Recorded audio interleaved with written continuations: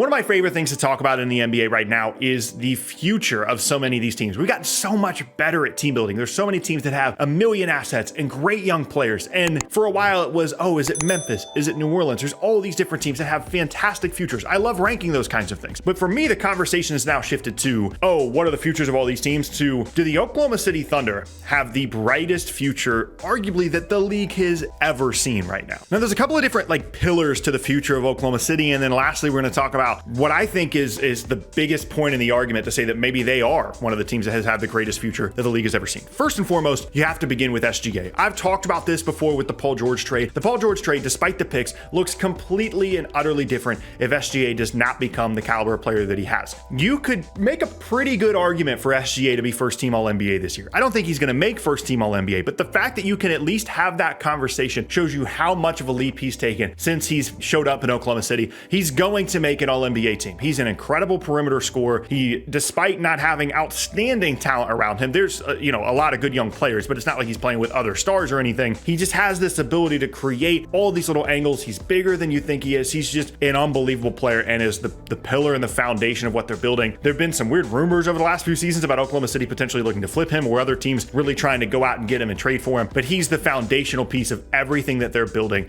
moving forward. You also have to talk about Josh Giddey, who was a little bit of a controversial selection at the time that he was picked, but has become everything interesting about Josh Giddey coming into the league has come to fruition. He's this bigger guy that, yeah, the shooting is going to continue to be a question mark, but he can get to the rim seemingly whenever he wants to because he's so big. He gets his shoulder in front of you and it's over. He's an incredible passer. He competes. He kind of fits into all these different little nooks and crannies in your roster and fills all these different roles, except for the fact that he can't shoot the ball, something he's going to have to continue to improve upon. But having those two guards and guards that really can play, if you want to throw another guard on this team, you can. They can play in a lot of different ways and really continues to add to the intrigue. In addition to Jalen Williams, everybody's favorite rookie right now, it feels like he's the second best rookie from this class. I don't think he's going to win Rookie of the Year, but he's making a really strong push. And again, similar to SGA and Giddey, there's just a lot of versatility. There's a lot of flexibility here. There's a lot of different things that Jalen Williams can do on the floor. I think he's an underrated playmaker and passer. He can get to the rim. He's going to continue to improve as a three-point shooter. And all three of those guys are just like mix and match. You can come down the floor, oh, Jalen Williams, you want to be the guy that's going to create the offense? Cool, we'll have the other guys stand around. You can set a screen for somebody else. Giddey can come out there. SGA can come out there and work in isolation. All three of them need to continue to improve in terms of three-point shooting spacing, but they still figure out a way to put a really good offense out there. And importantly, all three of them have great size as well, which is really important to the overall structure and the long-term look and feel of this Oklahoma City team. And by the way, I'm talking about this great future of this team. They picked second overall in the most recent draft, and that guy hasn't even played yet. Chet Holmgren has not seen the floor. I was excited about Oklahoma City when they drafted Chet because I thought they could be maybe a play-in team this year. He hurts his foot before the year, and I'm like, okay, they're just going to tank it away. They're not really going to try this year. It was really unfortunate, but I just don't think that they have the talent. They've managed to continue to elevate themselves even without adding him in. Now, I don't think that he was going to be playing 35 minutes a game and playing like an all-star or anything, but it would have been interesting to have him out there. He could space the floor for you. He could continue to grow and develop as a young player, but now they're basically getting a whole nother rookie going into next year before they even make a selection, of which they're going to have a couple to choose from. So not only is Chet not played, but they also have, to this point, the second best rookie from this most recent class in Jalen Williams, in addition to one of the better rookies from the previous class in Josh Giddey, in addition to an All-NBA caliber player in SGA, which just continues to build upon this case with not only being probably the brightest future in the league right now, but potentially one of the brightest futures that we've ever seen. Because I haven't even talked about what is probably the best collection of draft pick assets that the league has ever seen, and that's what Oklahoma City is dealing with right now. They got Jalen Williams because of the Paul George trade. He's a pick that they got from the Clippers. They've got a future Miami pick. They've still got plenty of Clippers picks left. They've got some Houston picks mixed in there. They've got picks from every team in the league. It feels like they're just going to continue to add to this. And something that I think is so critical moving forward is that they can do anything they want to. They could trade those picks for a star. If a star wants to come play in Oklahoma City, sure, let's do that. They could be in a draft and say, you know what? We really want this particular player. We're going to package 3 picks together. We're going to move up and get them. They have that opportunity. Now, something we talked about in the past is it does kind of work against you a little bit because when teams know you have as many assets as Oklahoma City does, it's going to be really difficult to get a fair price because you're going to have to give up a ton more assets than maybe other teams. And for example, if you wanted to trade for a star, teams are going to ask for Giddey, Jalen Williams, SGA, all the picks. Like they're going to ask for some combination of those guys. So that's going to be difficult. But no matter what opportunity comes their way, they're going to have as great of a chance as any team in the league to capitalize on it and continue to raise the ceiling of this team. And then lastly, something I don't feel like people really talk about enough is the coach, because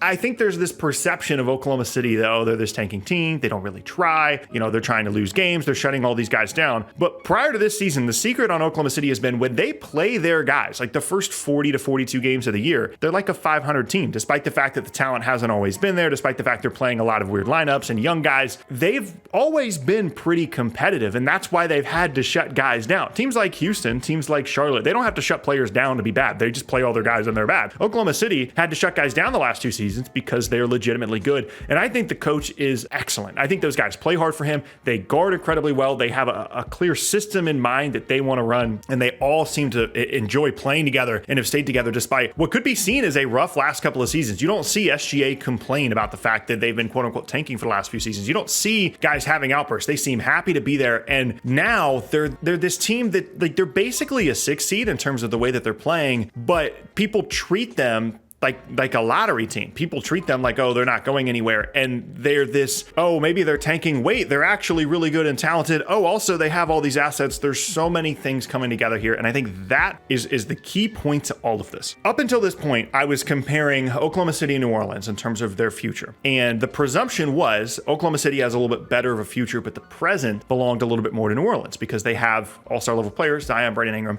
Because of injuries, Oklahoma City is just a better basketball team right now than New Orleans. Now, fully healthy, that's certainly an argument that you could make for New Orleans, but right now, Oklahoma City's better. They have more assets long-term, and they have a lot of really interesting young guys. They haven't made their CJ McCollum trade yet. They haven't made a move that really pushes them towards being good right now, and they're still better right now than New Orleans, and that is the key point to this. Like, do they have the greatest future the league has ever seen? The key point to that is, it's not just their future. They're good right now. Playing Oklahoma City right now on a nightly basis is not fun. They're good. They're going to make you work. They're going to play hard. They're going to guard. They're going to shoot well. They're going to get to the rim. And if you aren't prepared, they're going to beat you. And oh, by the way, they have pretty much every draft pick in the league between now and 2027. Now, that's not to say that there isn't a way that this goes wrong. At some point, maybe SGA is like, hey, I'd like to play for a legitimate team. This is kind of lame that I'm playing for a at best 42-win team every single season. That's kind of unfortunate. There's also a scenario in which the limited shooting from some of their main guys right now becomes an issue. None of them are, elite 3-point spacing guys. And apart from SGA, none of them are outstanding individual scorers and creators. Jalen Williams is getting there. Giddey, I'm not sure will ever get there, but that's not really his game either. And right now it's cool and it's interesting that they're so versatile and interchangeable, but eventually a little bit of a cleaner fit is going to need to be found. And that's going to have to come with either SGA or Williams or Giddey or all three improving his 3-point shooters. And like I mentioned earlier, it's cool to have all the assets and everything, but at a certain point,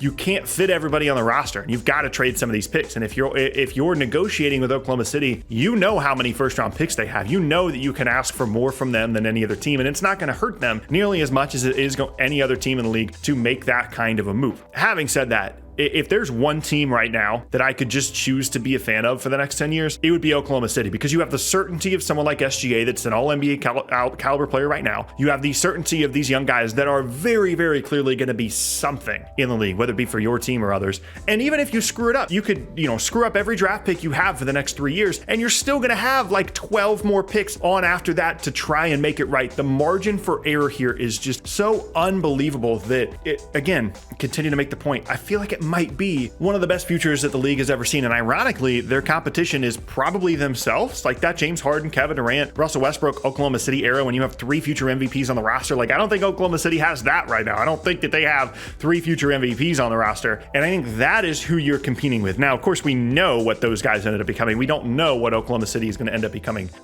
with the guys currently on the roster. And of course, they have the benefit of those draft picks and just a little bit better understanding of team building. That would really be the comparison here. And I'm not sure that they're quite there in terms of the present tense, but you could argue that the draft picks makes up for the difference between those two. And it's just interesting that it's the same team. And they've been an overachieving franchise pretty much from the moment that they got to Oklahoma City. And that's a really, really big accomplishment in this modern era of the league.